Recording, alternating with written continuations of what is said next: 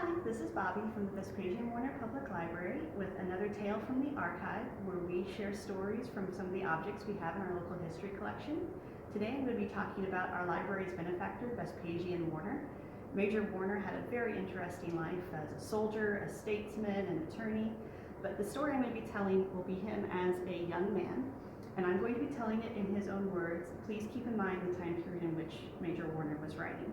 And this is a letter he wrote about his early days as an attorney. When the Civil War broke out, I was not quite 19. I volunteered as a private, went in, served through the war, and when it was over, I was discharged, and then President Lincoln appointed me as captain in the Army. I accepted, of course, and I was ordered west. The Sioux and the Cheyenne Indians had broken out on the plains, and I was ordered out there and had mixed in with them for a couple of years, when I realized that I would have to remain in the Army all my life or resign and come home and prepare for civil life. I decided I would resign.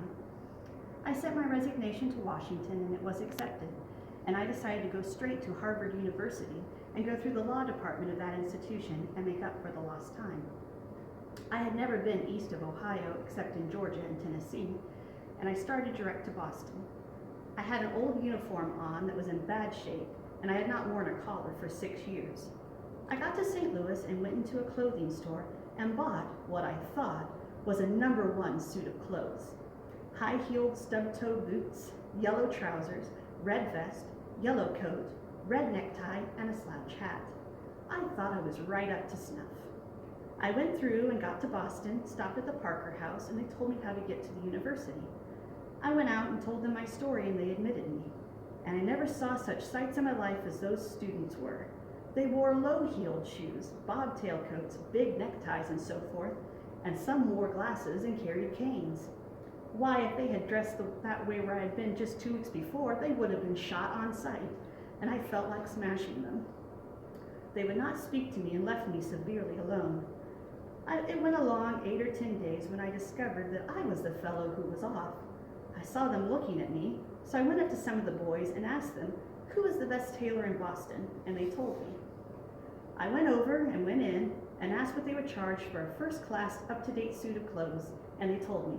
So I asked, when will you have it ready to try on? And they said, the next Tuesday morning. They took my measurements, and I started to the door and said, I will be here on Tuesday morning to try it on. They said, hold on, you haven't told us the style of suit, and you haven't selected the cloth. I said, no, I haven't.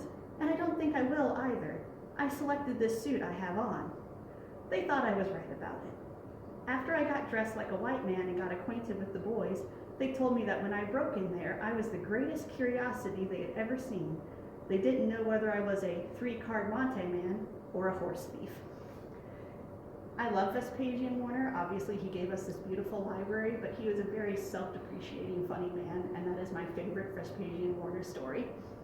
Thank you for joining us for this tale from the archive, and I hope to see you soon.